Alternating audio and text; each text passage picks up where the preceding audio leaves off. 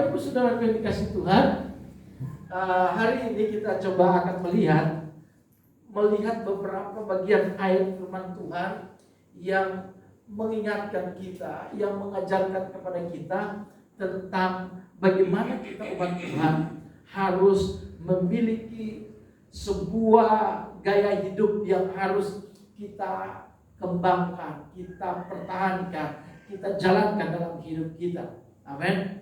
Semua orang percaya memiliki gaya hidup di hadapan Tuhan. Gaya hidup itulah yang menjadi sebuah kebiasaan yang harus kita lakukan dalam kehidupan kita, yang harus kita jalani dalam kehidupan kita, sehingga orang akan melihatnya, sehingga saudara dan saya akan bisa menjadi alat di tangan Tuhan. Amin. Nah, saudaraku, gaya hidup itu saya sebut dengan ibadah. Mungkin saudara sering mendengar ayat-ayat tentang hal ini. Coba kita lihat beberapa ayat firman Tuhan. Kenapa Tuhan begitu serius dengan ibadah? Amin. Nah, kalau Tuhan serius dengan ibadah, maka saya dan saudara serius, lebih serius. Amin. Tuhan bilang 2-3 orang berkumpul dalam namamu, di situ aku ada. Ya. Tuhan punya komitmen. Kalau ada umat Tuhan yang berkumpul di dalam namanya, Tuhan berjanji Dia ada di situ. Amin. Kalau Tuhan ada di tengah perkumpulan kita, Tuhan ada di tengah-tengah kita, saudara harusnya bangga. Amin. Maka saudara harus menjadikan perkumpulan seperti itu menjadi kesukaan saudara. Amin. Itu sebabnya kenapa ada orang tertentu kalau bilang ibadah begitu bergairah, begitu bersemangat. Saya meyakini karena dia tahu waktu dia beribadah, datang kepada Tuhan, berkumpul dalam Tuhan, maka Tuhan itu hadir. Dia tahu bahwa ibadah selalu menghadirkan kerajaan surga. Amin. Jelas sekali di dalam, saudara buka dalam Matius pasal 18, saudara bisa baca ayat 19 sampai 20. Boleh dibaca? Matius 18 ayat yang ke-19. Dan lagi aku berkata kepadamu, jika 2 orang daripadamu di dunia ini sepakat meminta apapun juga, permintaan mereka itu akan dikabulkan oleh Bapa-Ku yang di surga. Sebab di mana 2 atau 3 orang berkumpul di dalam namaku, di situ aku ada di tengah-tengah mereka. Amin. Ini firman Tuhan. Ini janji Tuhan. Bahwa jikalau ada 2 orang di dunia sepakat di hadapan Tuhan, 2 orang saja sepakat. Kenapa dipakai kata 2 orang? Karena biasanya suami istri. Amin. Ya. Kalau suami belum sepakat dengan istri, paling tidak istri sepakat dengan anak. Karena Tuhan berkata 2-3 orang meminta, sepakat di dunia ini meminta kepada Tuhan. Alkitab berkata permintaan mereka akan dikabulkan oleh Bapa-Ku di surga. Sebab di mana 2-3 orang berkumpul dalam namaku, di situ aku ada di tengah-tengah mereka. Jadi sewaktu kita mengerti kebenaran ini, maka saudara akan bergairah ketika saudara mengetahui bahwa ibadah itu merupakan hal yang sangat penting dalam kehidupan kita. Karena Tuhan ada di tengah-tengah umatnya. Amin. Ada beberapa ayat lagi, coba kita buka supaya kita mengerti. Di dalam perjanjian lama, Tuhan sampai mencela umat Tuhan yang memiliki kata-kata yang gak bagus, ya, sehingga firman Tuhan berkata bicaramu kurang ajar. Ya. Dalam kitab Maleakhi saudara bisa lihat, coba mari kita lihat Maleakhi pasal 3 ayatnya yang ke-8, ayat yang ke-14, saudara bisa lihat itu.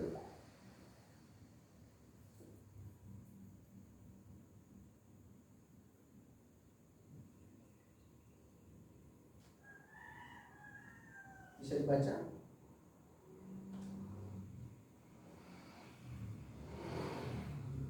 Maleakhi pasal 3 ayat 14. Boleh dibaca? Maleakhi 3 ayat yang ke-14. Kamu berkata, adalah sia-sia beribadah kepada Allah. Apakah untungnya kita memelihara apa yang harus dilakukan terhadapnya dan berjalan dengan pakaian berkabung di hadapan Tuhan semesta alam? Ya, saudara perhatikan, adalah sia-sia. Saudara perhatikan, ada sekelompok kecil dari umat Tuhan yang punya pemikiran bahwa adalah sia-sia beribadah kepada Tuhan. Nah, kenapa hal itu bisa terjadi? Biasanya ini terjadi karena pemikiran daripada orang tersebut bahwa ibadah itu menjadi sesuatu yang membosankan, sesuatu yang merugikan dia.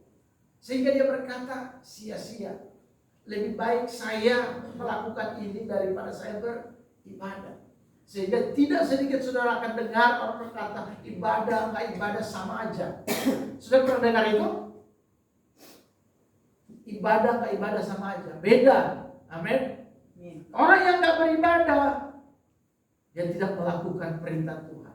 Karena ibadah itu sebuah perintah dari Tuhan. Amin. Ibadah bukan sebuah himbauan aja. Ibadah adalah sebuah perintah dari Tuhan pencipta kepada manusia yang diciptakan, untuk supaya manusia yang diciptakannya itu beribadah kepada Tuhan.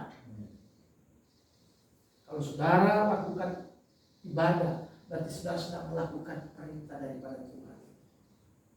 Saudara, Tuhan tidak pernah merencanakan sesuatu yang merugikan kita. Tidak ada rancangan Tuhan. Coba bisa dibuka dalam Yeremia 29 ayat 11. Yeremia 29 ayat 11, bahwa Tuhan itu sebetulnya tahu rancangan yang ada pada dia mengenai kita. Silakan dibaca, boleh dibaca. Yeremia 29 ayat 11. Sebab beginilah firman Tuhan mengenai Salum bin Yosia, raja Yehuda yang telah menjadi raja menggantikan Yosia ayahnya, dan yang telah meninggalkan tempat ini, ia tidak lagi akan kembali ke sini. Yeremia 29 Yeremia 29 ayat 11. Yeremia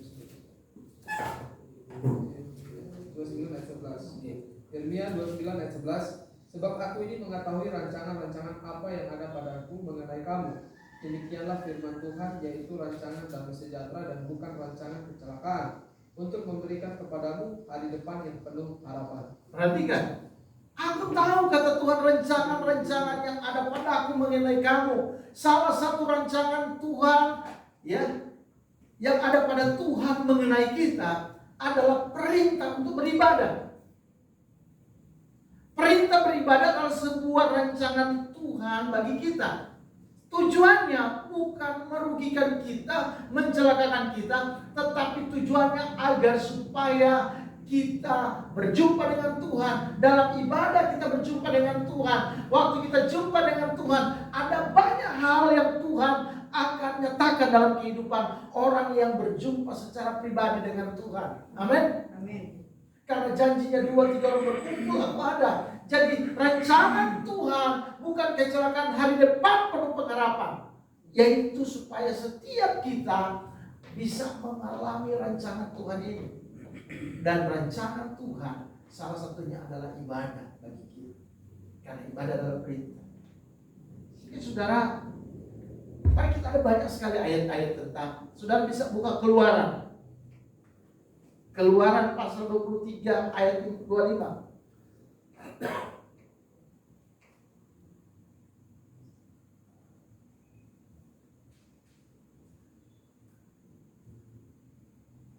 Sudah dapat? Tolong dibaca. Tapi kamu harus beribadah kepada Tuhan Allahmu, maka Ia akan memberkati roti makananmu dan air minumanmu, dan Aku akan hilangkan penyakit dari penyakitmu. Amin.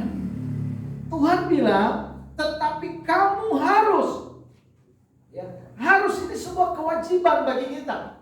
Sebuah keharusan, artinya saudara tidak boleh tawar-menawar untuk hal ini di hadapan Tuhan. Saudara nggak boleh bilang begini, Tuhan boleh saya ibadah. Waktu saudara bilang boleh nggak hari ini saya nggak ibadah, kita sedang keluar dari rencana Tuhan. Padahal Tuhan bilang, aku tahu rancangan yang ada padaku mengenai kamu. Nah, salah satu rancangan Tuhan mengenai kita yang Tuhan rancangkan agar kita punya hari depan pengharapan adalah melalui ibadah. Amin. Di ibadah kita jumpa dengan Tuhan. Di ibadah Tuhan berjanji, aku akan memberkati roti makananmu dan air minumanmu. Jadi yang membuat kita sehat sebetulnya karena Tuhan berkati makanan dan minuman kita. Amin. Bukan soal makanannya enak atau enggak enak, bukan soal makanannya mahal atau murah, bukan itu. Tetapi ketika kita beribadah kepada Tuhan, maka Tuhan yang memberkati roti makanan kita. Mungkin makanan kita sederhana, minuman kita sederhana, tetapi orang yang beribadah kepada Tuhan, janji Tuhan, Tuhan berkati roti makanan dan air minuman kita. Bahkan ada bonusnya, dan menjauhkan kamu dari segala sakit penyakit. Tuh, Tuhan berjanji. Amin. Nah, kalau Tuhan berjanji, apa yang harus kita lakukan? Karena antara Tuhan dan umat Tuhan, kita terikat dengan yang namanya perjanjian. Makanya kita punya Alkitab ada namanya perjanjian lama dan perjanjian baru. Ya. Kalau kita setia beribadah kepada Tuhan, kalau kita beribadah kepada Tuhan, kalau kita berjanji mau setia beribadah kepada Tuhan, maka Tuhan juga balik berjanji, aku memberkati roti makananmu, air minumanmu, dan akan menjauhkan penyakit daripadamu. Saudara gak usah pusing, khawatir dengan bagian Tuhan. Tuhan terlalu sanggup melakukannya. Amin. Khawatirlah bagian kita gak lakukan. Makanya dikatakan dalam hidup ini ada namanya hukum tabur tuai. Hukum menabur dan menuai itu tidak akan pernah berakhir dalam dunia ini. Kenapa? Karena musim itu ada terus dalam dunia ini. Ada musim menabur, ada musim untuk menuai. Nah, sewaktu kita menyadari ini, bahwa kita harus lakukan bagian kita, perjanjian kita kepada Tuhan apa? Tuhan, saya mau setia, saya mau percaya sungguh-sungguh, saya mau andalin Tuhan, saya mau beribadah kepada Tuhan. Apapun keadaannya, saya tetap akan cari Tuhan, saya akan terus datang kepada Tuhan. Waktu Tuhan melihat kita setia lakukan perjanjian kita di hadapan Tuhan, maka Tuhan lebih setia dari kita. Amin. Amin. Bukankah firman Tuhan berkata, barang siapa yang berlaku belat-belit, aku juga akan berlaku belat-belit. Bukan Tuhan akan mengasihi kita, yang berlaku hukum tabur tuai. Jangan sesat, kata Tuhan, kata Alkitab. Apa yang ditabur orang itu juga akan dituai. Waktu kita menabur, pastikan saudara sedang menabur dalam perjanjian saudara kepada Tuhan. Dan saudara akan menuai, karena Tuhan juga akan mengerjakan perjanjiannya kepada kita. Simple, amin. Ya. Mari kita coba praktekkan ini, amin. Praktekkan firman Tuhan ini. Ya. Karena yang memberkati kita bukan pendeta, bukan siapapun. Yang memberkati kita adalah Tuhan. Dan kalau Tuhan yang memberkati kita, kita benar-benar diberkati. Saudara, definisi berkat tidak selalu rupiah, dolar. Berkat itu adalah sebuah suasana sorga yang saudara bisa alami. Amin. Suasana ini gak bisa dibeli dengan uang. Ada banyak orang punya uang, suasananya kayak neraka, makanya dia pergunakan uang mencari obat terlarang, dia menggunakan uang untuk mencari hal-hal yang mungkin bisa menghibur dia. Kenapa? Karena dia nggak punya suasana sorga. Suasana sorga itulah yang disebut dengan berkat Tuhan. Amin. Saudara punya segala-galanya, tapi kalau saudara nggak ada dalam berkat Dia, nggak diberkati oleh Tuhan, maka apa yang sehingga ada banyak kesaksian. Iya, ya. Bahkan Alkitab jelas mengatakan mereka sama seperti membawa pundi-pundi yang berlobang. Ya. Mereka membawa pundi-pundi yang berlobang karena pada saat mereka membawa pulang ke rumah, sampai di rumah nggak ada lagi. Itu sebuah penggambaran bahwa kalau orang hidup di luar berkat Tuhan, otomatis dia hidup di bawah kutuk. Dan di bawah kutuk ini, saudaraku, yang kita rasakan adalah suasana neraka. Tapi kalau berkat, kita merasakan suasana surga. Jadi berkat jangan selalu diukur dari apa yang kita sebut dengan uang. Berkat adalah suasana surga yang pasti kita akan alami. Saudara bisa buka Roma 10 ayat 17.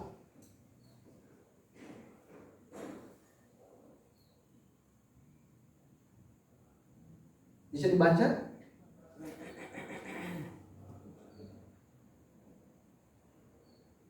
Sebab dalam perintah itu, Roma 10 ayat 17. 17.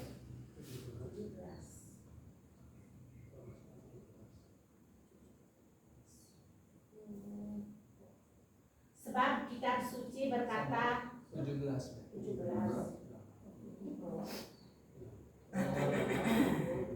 Iman timbul dari pendengaran oleh firman Kristus. Oke, kemudian iman timbul dari pendengaran akan firman Kristus. Kalau saudara hidup di dalam iman, Alkitab selalu mengingatkan waktu Tuhan Yesus mendoakan setiap orang, Dia selalu berpesan, jadilah kepadamu menurut imanmu. Amin. Ada banyak orang gak hidup dalam iman. Ada banyak orang hidup di dalam logika. Logika dengan iman itu berbeda. Logika selalu terbatas kepada apa yang dia lihat. Amin. Kalau sudah nggak dia lihat, logika nggak bisa mencapai itu. Tetapi iman menembus sesuatu yang nggak dilihat. Amin. Karena itu iman adalah dasar dari segala yang kita harapkan dan bukti dari segala sesuatu yang belum kita lihat. Kalau logika nggak bisa, makanya orang khawatir karena dia hidup berdasarkan logikanya, nggak hidup berdasarkan imannya. Kalau kita hidup berdasarkan iman, maka apa yang terjadi? Kita terkoneksi dengan surga. Karena orang benar akan hidup oleh iman. Apa artinya hidup oleh iman? Hidup yang sangat percaya firman. Bukan percaya keadaan yang dia lihat di sekelilingnya. Aduh, semuanya mahal. Aduh, semuanya mahal. Aduh, mulai khawatir dia. Padahal saya belum tak punya ini, saya tak punya itu. Untuk mengetahui itu tidak salah bahwa keadaannya sebenarnya sudah berubah, nggak salah. Tetapi untuk dipengaruhi oleh keadaan, itu artinya kita sangat hidup oleh logika kita yang terbatas. Dan kalau kita hidup oleh iman kita, iman itu melampaui dari apa yang kita rasakan, apa yang kita lihat. Amin. Bayangin aja karena iman, Petrus tiba-tiba melompat dari perahu dan berjalan di atas air. Petrus tidak mempergunakan logikanya bahwa air itu pasti akan membuat dia tenggelam. Tetapi imannya tertuju kepada apa yang dikatakan Yesus. Datanglah Petrus. Maka Petrus langsung melompat di atas dari perahu di atas air. Dan Petrus bisa berjalan. Itulah iman. Nah, oleh karena itu saudaraku, salah satu yang penting dalam ibadah adalah iman. Kalau kita gak punya iman, maka sia-sia ibadah kita. Amin. Nah, oleh karena itu saudaraku yang dikasih Tuhan, ini penting sekali, ya. Jangan sampai kita menjadi seperti umat Tuhan dalam kitab Maliaki. Mereka berkata adalah sia-sia beribadah kepada Tuhan. Kenapa? Karena yang main logika mereka. Logika itu begini, selalu terbatas kepada apa yang hanya bisa dia indera, panca indera kita lihat dan rasakan. Aduh, padahal ya kalau lagi minggu begini ramai loh. Ya. Orang yang dagang jualan di mall, ya, hari Minggu itu omset mereka berkali-kali lipat. Kenapa saya tahu? Karena saya di Jakarta lama, saya juga melayani di retail. Makanya orang karyawan kayak Carrefour, Matahari, Ramayana, hari Minggu itu jarang mereka dapat cuti, dapat off. Hari Minggu itu lebih baik off-nya Jumat, Kamis, Rabu dan sebagainya. Biasanya kalau sudah Sabtu Minggu semuanya harus masuk. Dan apa yang terjadi? Mereka nggak bisa ibadah. Kenapa? Karena mereka harus standby. Karena itu waktu yang sangat bagus. Karena hari Minggu biasanya libur, orang-orang keluarga-keluarga lebih banyak datang untuk belanja. Nah saudaraku, kalau kita mempergunakan logika kita, maka kita nggak akan bisa sungguh-sungguh beribadah kepada Tuhan. Tapi kalau kita punya iman kepada Tuhan, maka kita akan bergairah. Amin. Kita akan bersemangat beribadah. Kita memuji Tuhan bersemangat. Amin. Karena kita tahu hanya Tuhan yang menentukan hidup kita, bukan situasi yang kita alami atau keadaan dunia yang saat ini terjadi. Tidak pernah bisa menentukan kita, hanya Tuhan. Orang yang beriman selalu punya semangat. Haleluya. Nah, oleh karena itu saudara yang dikasih Tuhan, umat Israel sampai dicela Tuhan. Ya. Tuhan tidak bicara membuang ajar. Karena memberikan pernyataan-pernyataan yang bukan pernyataan iman, tapi pernyataan-pernyataan logika mereka yang terbakar. Sia-sia beribadah kepada Tuhan. Memang, saudaraku, kalau semuanya lagi dalam kondisi baik, akan lebih mudah. Amin. Beribadah, ya kan? Tapi kalau dalam kondisi yang sulit seperti ini, seringkali logika kita mengarahkan kita. Udahlah, kan nanti masih ada waktu-waktu yang berikutnya. Tapi orang yang dipimpin oleh iman lain, amin, imannya akan terus bergairah, membuat orang itu semakin bersemangat mengikuti Tuhan. Jadi kalau kita beribadah kepada Tuhan, itu kewajiban kita, amin. Karena kamu harus kata Tuhan, kamu harus beribadah kepada Tuhan. Keharusan, bukan sebuah himbauan. Keharusan, kamu harus, tidak boleh tidak, harus beribadah. Karena dengan kita lakukan ibadah kita, Tuhan melakukan bagian Dia, memberkati roti makanan dan air minuman kita, dan menjauhkan kita dari sakit penyakit. Saudara pikir sekarang biaya kesehatan mahal sekali. Amin. Biaya kesehatan mahal, tapi percayalah, Tuhan punya jaminan bagi kita. Amin. Ya. Kalau kita setia kepada Tuhan, beribadah kepada Tuhan. Ya. Kalau kita sakit, kita berdoa sesuai janji Tuhan. Tuhan, kan Tuhan berjanji, kalau saya beribadah sungguh-sungguh kepada Tuhan, maka Tuhan akan menjauhkan saya dari sakit penyakit. Kira-kira kalau kita berdoa seperti itu, Tuhan senang gak dengarnya? Senang. Berarti kita tahu perjanjian Tuhan dengan kita. Ya. Tapi kalau kita gak lakukan bagian kita nuntut bagian Tuhan, ya gak bisa. Kamu gak menabur, kamu juga gak akan menuai. Mari kita lihat beberapa ayat lagi dalam perjanjian baru. Ya, saudara buka dalam kitab Timotius 1 Timotius 4.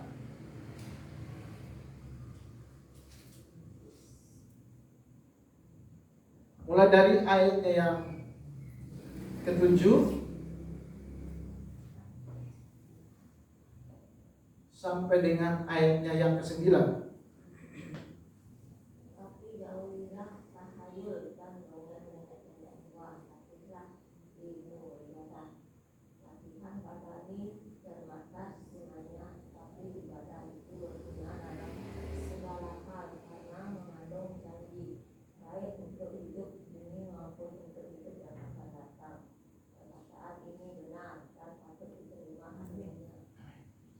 Firman Tuhan bilang perkataan ini benar dan patut terima sepenuhnya. Bahwa dikatakan tetapi jauhilah takhayul dan dongeng. Ya, kepercayaan tidak berdasarkan kepada firman itu takhayul dan dongeng nenek tua. Iya. Semua hal itu harus sudah clear dari hidup kita, amin. Tidak lagi kita tiba-tiba punya pemikiran, oh iya ya, nah, kemudian kita teringat dengan cerita-cerita sehingga kita melakukan hal-hal yang di luar firman Tuhan, di luar iman. Ya. Kalau tiba-tiba ada orang karena keadaan susah ini, kok Tuhan kayak nggak nolong ya? Hanya berpaling kepada hal-hal kepercayaan, takhayul dan dongeng nenek tua. Ya. Oh, karena kamu nggak bersihkan kuburan, ya, makanya begini. Ya. Kuburan boleh dibersihkan, tapi nggak ada hubungannya dengan kita. Amin. Karena lebih bagus bersih daripada kotor. Ya kan begitu logikanya. Gak ada hubungannya dengan kita anak Tuhan. Ya kalau saudara mau bersihkan kuburan, bersihkan aja. Karena memang lebih bagus bersih daripada kotor. Itu aja. Tapi banyak orang yang mau percaya itu. Sehingga akhirnya dia mulai mempersiapkan hal-hal yang karena dengan berharap, dengan melakukan itu, maka dia akan ada jalan keluar untuk permasalahan. Saya mau katakan itu takhayul dan dongeng nenek tua. Jauhilah itu, kata firman Tuhan. Jauhi itu sambil kita melatih diri kita untuk beribadah. Jelas sekali. Tetapi jauhilah takhayul dan dongeng nenek-nenek tua. Latihlah dirimu beribadah. Latih artinya gitu, kita harus lakukan. Kalau kita nggak lakukan, berarti kita nggak mau melatih diri kita. Diri ini harus kita latih, ya men, dalam hal beribadah. Kenapa dikatakan ayat 8? Latihan badani terbatas gunanya. Ini yang kita katakan, bukan nggak ada gunanya, terbatas. Ada gunanya tapi terbatas. Kenapa terbatas? Karena diperbandingkan dengan ibadah. Kenapa? Sehingga hal yang bersifat badani itu jadi terbatas. Karena ibadah yang menyangkut hal-hal rohani itu bersifat kekekalan. Amin.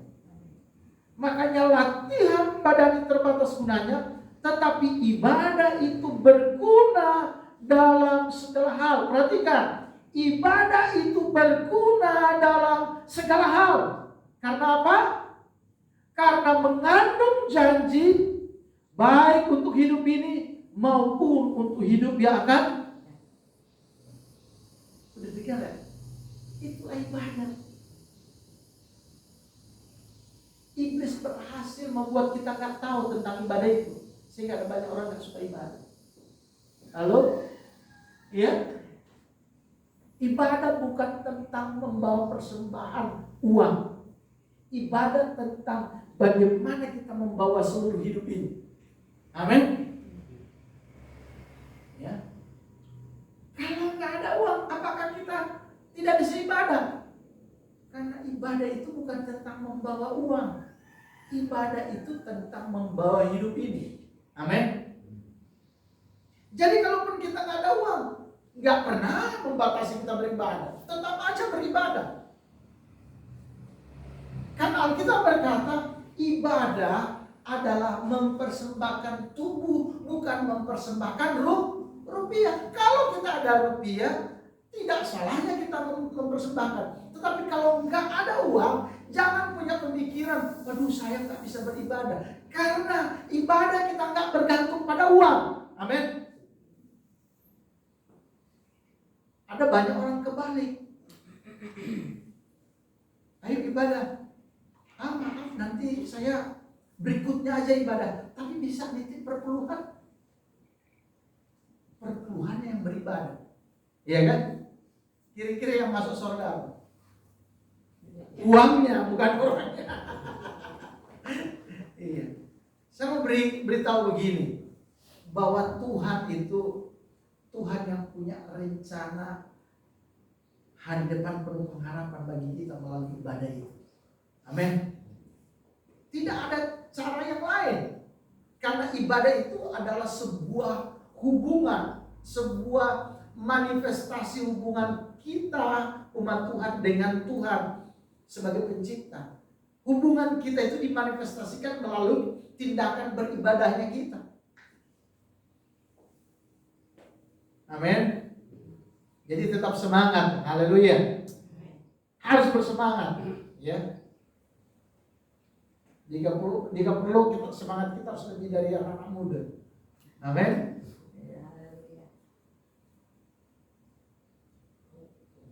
Ibadah itu bicara tentang bagaimana orang didorong dari hatinya yang mau mengasihi Tuhan sungguh-sungguh.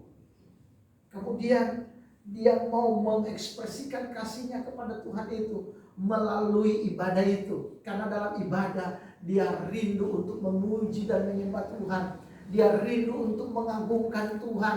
Dia rindu untuk menceritakan melalui kesaksian tentang apa yang Tuhan sudah perbuat dalam hidupnya. Pokoknya ibadah itu tentang bagaimana kita memuliakan Tuhan. Amin. Dan itu harus dari hati yang mengasihi Tuhan. Kalau kita sudah tak punya hati yang mengasihi Tuhan, maka ibadah itu akan menjadi tawar. Sehingga sudah ibadah sama aja. Nah, hati-hati kalau sudah punya perasaan begitu. Ibadah dan ibadah itu beda. Amin. Hanya orang yang hidup di luar Tuhan yang menyimpulkan ibadah dan ibadah itu sama. Padahal Alkitab berkata, kalau kamu tahu yang baik tapi kamu tak lakukan, kamu dosa. Jadi orang yang beribadah itu berdosa. Iya. Ya, kecuali dia punya halangan lain lagi. Iya. Kalau dia sehat-sehat, ada waktu untuk dia beribadah, terus kemudian dia pergi kemana? Pergi surfing. Wah, itu udah keterlaluan. Padahal ibadah itu waktu di mana kita berjumpa dengan Tuhan kita. Amin. Siapa sih nggak rindu jumpa dengan Tuhan? Ya. Semua kita rindu. Semua kita rindu untuk waktu kita beribadah, kita memuji menyembah Tuhan. Kita mengekspresikan kasih kita kepada Tuhan melalui syair pujian yang kita nyanyikan. Dan kemudian saudaraku kalau sudah perhatikan, dikatakan bahwa latihan badani terbatas gunanya, tetapi apa? Ibadah mengandung janji. Perhatikan ya. Karena dikatakan latihan badani terbatas gunanya, tetapi ibadah itu berguna dalam segala hal karena mengandung janji. Kenapa ibadah itu berguna dalam segala hal? Karena ternyata dalam ibadah itu ada janji Tuhan. Amin. Kemudian baik untuk hidup ini, janjinya untuk hidup ini, maupun untuk hidup yang akan datang. Berarti untuk hidup secara lahiriah dan hidup secara rohani. Janji-janjinya itu melalui ibadah. Luar biasa. Kemudian dikatakan selanjutnya, perkataan ini benar dan patut diterima sepenuhnya.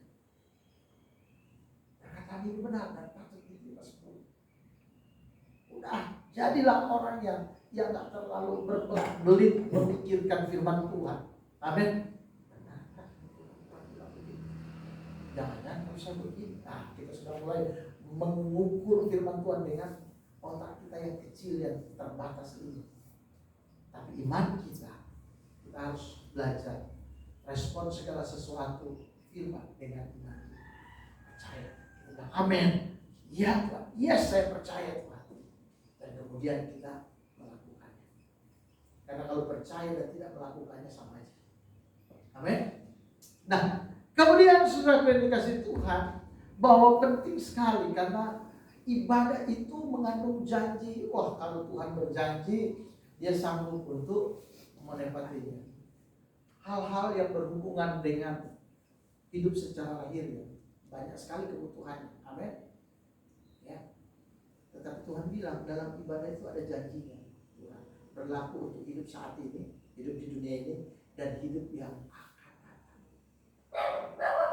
Nah, oleh karena itu saudara yang dikasih Tuhan, kenapa di hukum Taurat juga diperintahkan untuk kita harus beribadah? Karena beribadah itu sekali lagi, itu bukan nyusahin kita, tapi justru untuk supaya Tuhan punya alasan memberkati kita. Amin. Tuhan selalu punya rancangan begini. Dia selalu pingin mau buat sesuatu yang akhirnya manusia itu diberkati. Itu yang ada di pikiran Tuhan. Karena dia tidak pernah merancangkan kecelakaan, tapi dia merancangkan damai sejahtera. Ya. Itu rancangan Tuhan untuk memberikan hari depan penuh harapan. Yang saya bilang suasana surga itu hanya bisa saudara temukan dalam kehidupan orang yang beribadah sungguh-sungguh kepada Tuhan. Nah saudaraku, ibadah yang sejati ini yang Alkitab ajarkan kepada kita. Saudara lihat di dalam Roma pasal 12. Bisa baca ayat 1 dan 2. Roma 12 ayat 1 dan 2, beginilah firman Tuhan. Karena itu saudara-saudara, demi kemurahan Allah aku menasihatkan kamu, supaya kamu mempersembahkan tubuhmu sebagai persembahan yang hidup, yang kudus dan yang berkenan kepada Allah. Itu adalah ibadahmu yang sejati. Janganlah kamu menjadi serupa dengan dunia ini, tetapi berubahlah oleh pembaharuan budimu, sehingga kamu dapat membedakan manakah kehendak Allah, apa yang baik, yang berkenan kepada Allah, dan yang sempurna. Saya mau beritahu, tidak ada hal yang lebih menarik dari Tuhan, lebih menarik bagi Tuhan dari hidup kita selain tubuh, jiwa, dan roh kita. Amin. Dia nggak mau tubuh, jiwa, dan roh kita itu tidak dibawa kepada Tuhan menjadi persembahan yang hidup, yang kudus dan yang berkenan kepada Tuhan. Waktu kita melakukan itu, Tuhan bilang itulah ibadahmu yang sejati. Jadi ibadah kita yang sejati adalah mempersembahkan hidup kepada Tuhan. Amin. Mempersembahkan berarti mau jadi apa? Sama dengan begini. Waktu saudara mempercayakan hidup ini kepada Tuhan, itu sama seperti saudara persembahan hidup kepada Tuhan. Tuhan bukan pribadi yang terkurang. Dia punya segala sesuatu. Amin. Tetapi dia menantikan kita.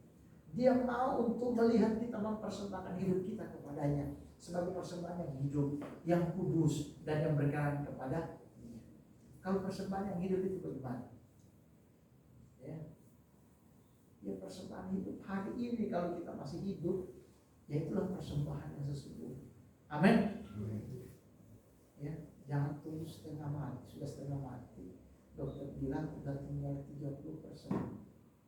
Maksudnya hidupnya cuma 30% lagi, 70% sudah mati. Selalu tanya, ibu mau sungguh-sungguh dengan Tuhan? Terus sudah dia jawab, iya, saya mau melayani Tuhan. Sudah 30% mau melayani Tuhan. Ya. Hari ini kalau kita masih kuat, karena hidup ini bukan milik kita, tapi milik Tuhan. Amin. Waktu kita persembahkan kepada Tuhan sebagai persembahan yang hidup, yang kudus, ya artinya gini, yang kudus itu benar-benar saudara ngasihnya kepada Tuhan itu, udah Tuhan, ini dah hidup ini, pakai deh hidup ini Tuhan, ya karena kata kudus itu artinya dipisahkan untuk sebuah tujuan. Jadi waktu sudah persembahkan, berikan hidup ini kepada Tuhan, sudah sedang bilang begini, ini aku Tuhan, pakailah hidupku. Karena ada banyak hal yang bisa kita kerjakan di dalam Tuhan. Amin. Ya. Ada banyak orang yang hanya tersesat, yang nggak mau beribadah, lebih banyak di luar daripada tempat ibadah. Siapa yang Tuhan mau pakai?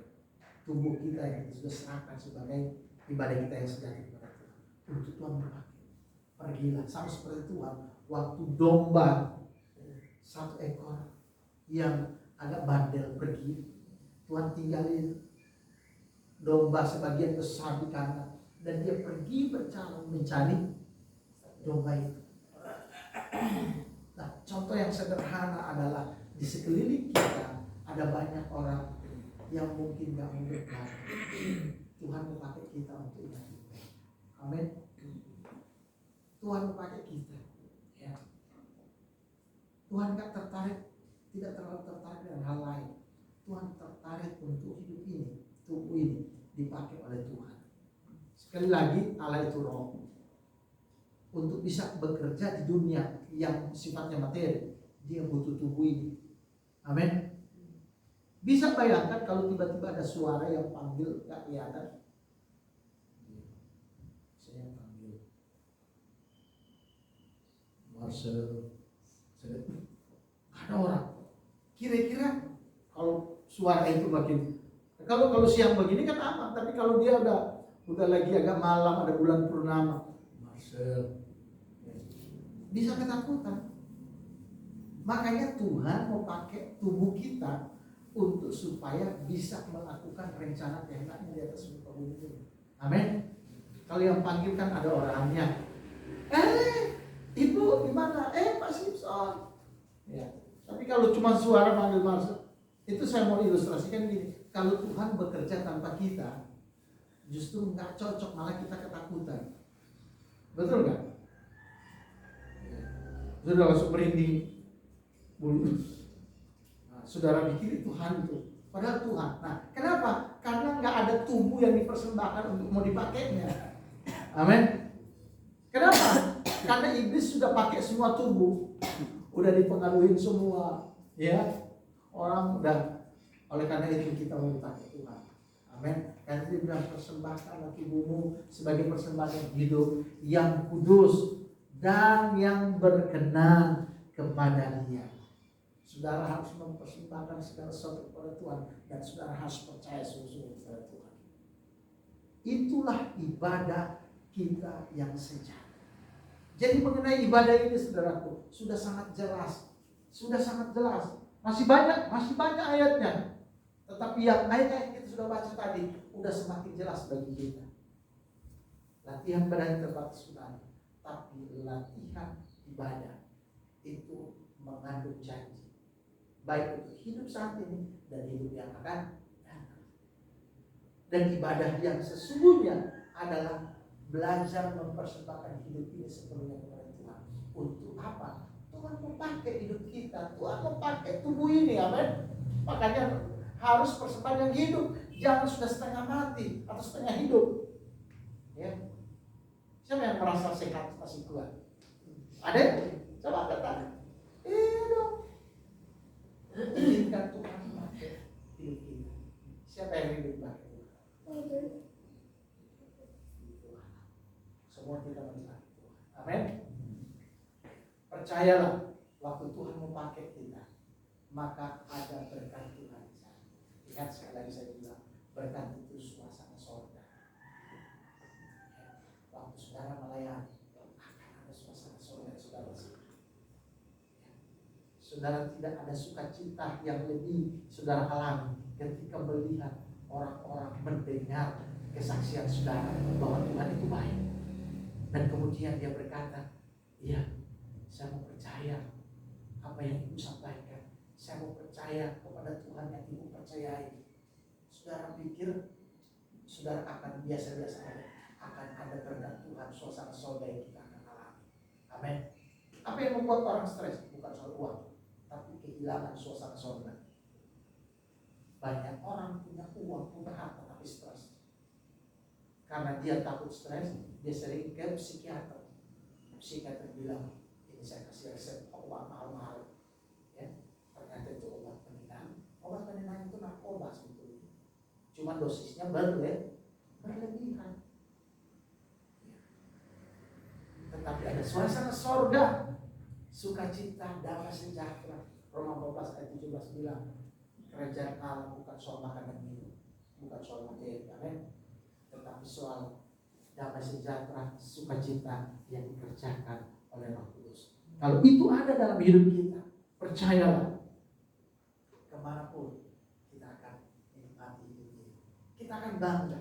Orang gak akan stres, orang gak akan punya pemikiran yang aneh-aneh, tapi kita tetap memberikan semangat kepada orang. Karena berkat Tuhan itu di mana-mana kita pergi, itu kita rasakan. Haleluya. Waktu kita dekat dengan orang, orang juga akan senang.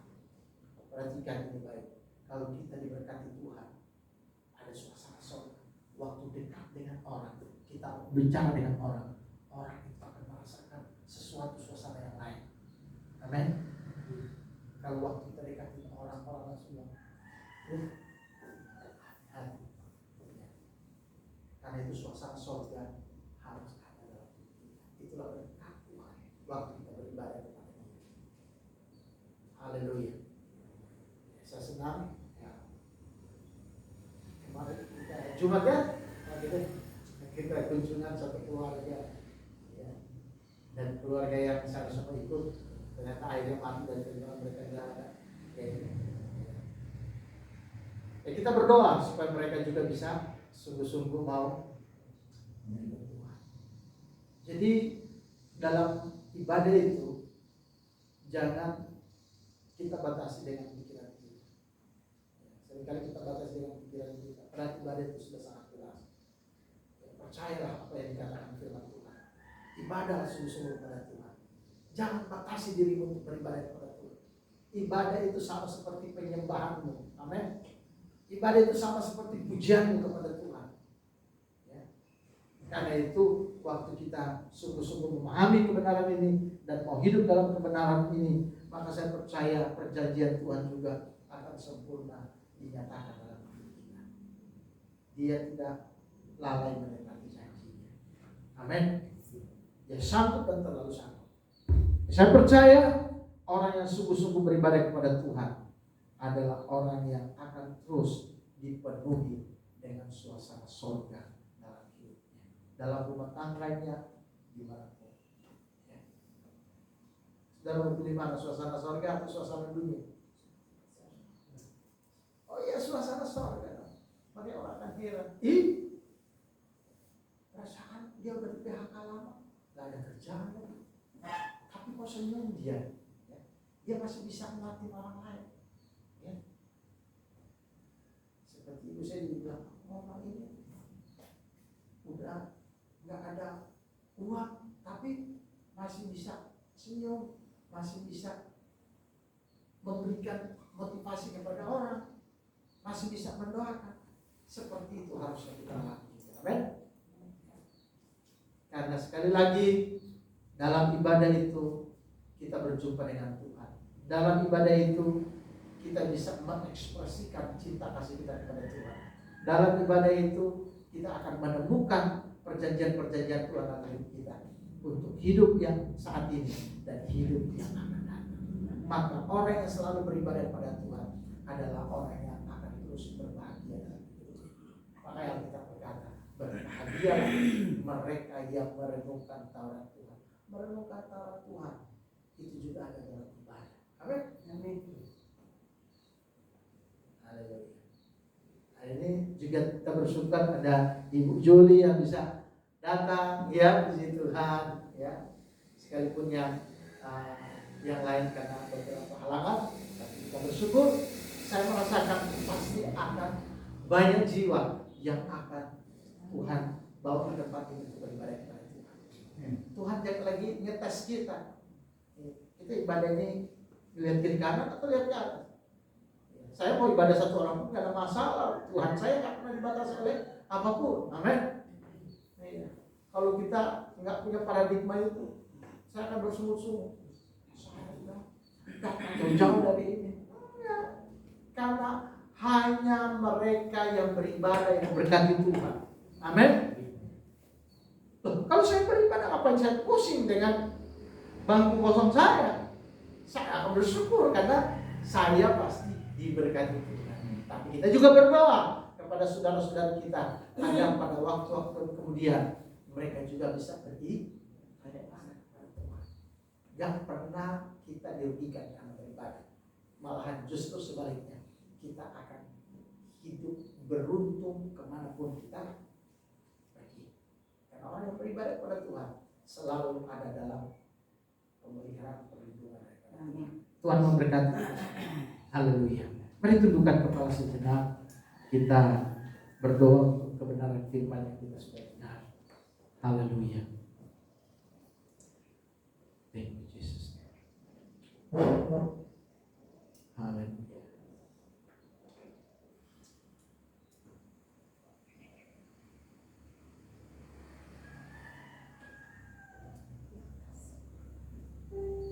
Mari kita angkat. Bapa, persembahkan tubuh. Bapa,